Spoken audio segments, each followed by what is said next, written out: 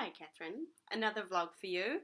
Shopper marketing is this week's topic, and the vlog is going to focus on shopper marketing, which was explained by Troy Fuller from Radar, which is a shopper and retail communications agency.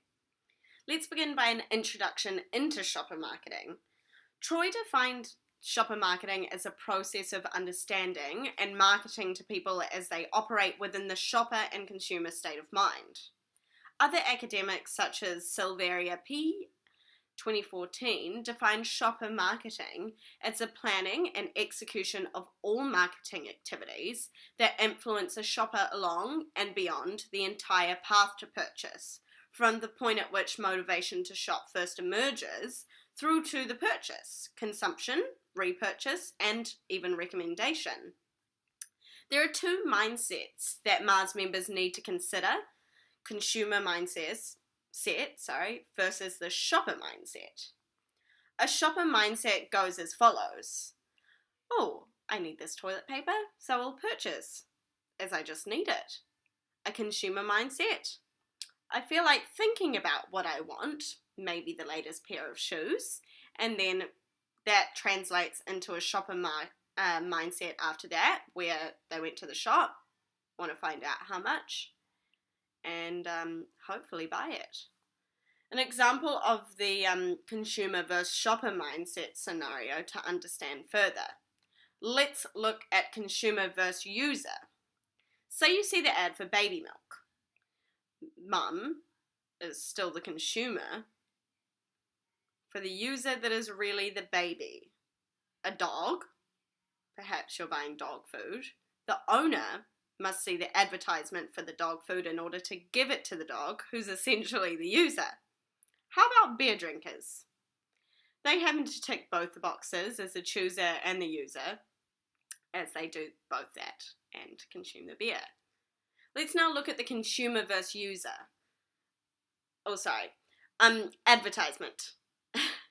A lot of the time the shopper and consumer, for example, Beyonce in her very glamorous Pepsi ads, or at least what the brand's trying to make us believe is maybe if we see Beyonce strutting down the street drinking Pepsi, that we could be that as well.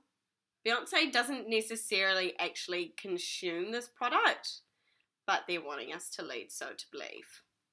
So the agency thinks of a brand idea that might translate to the shopper idea. They believe both do need to translate. An example of the shopper campaign that was shown in class, where it had the hilarious man, look at me, now look at you man.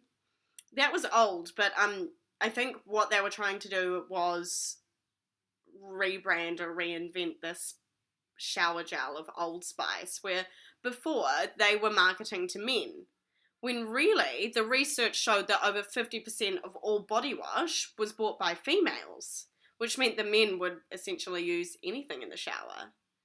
This company used humour to target the shopper and a high production to cut through the content. This then understands the relationship of the user and the chooser, which in this case was indeed a woman. This shows shopper marketing doesn't have to be at the point of purchase. They use pre-store media. Examples of those media channels can include TV, radio, and digital. This involves more of a linear path to purchase, which is rather old. It looks at ads with the mindset that I have a need, I see an ad, I sit on the couch, I drive to the store, I buy the product. You see those stages. It uses different messages at different parts to purchase.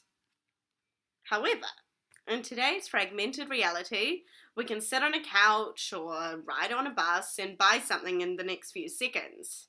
Now we consider pre-store, post-store, regardless of where you are.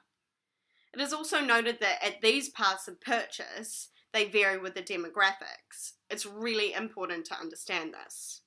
Troy then explained Radar's process, including these following steps: consumer profile to shopper profile, seeing what the shopper's influence on the consumption, shopper behavior, shopper influences, deep root drivers, macro trends, cultural elements, and that sort of thing, drivers and barriers, so channel, retailer, category, brand, those sorts of decisions.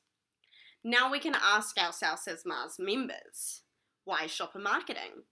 Media is becoming more fragmented, complex, difficult environment to function in now. This is creating a sense of shopper empowerment, which is great. I mean, they can buy what they want where they want without moving off the couch. I know I personally love that. We need to become more sophisticated about how we do this. Insights in how companies like Radar use these. They believe that this is a blend of both art and science. What they look at, well, it does really blend between the two. It's accurate and a deep understanding of someone or something.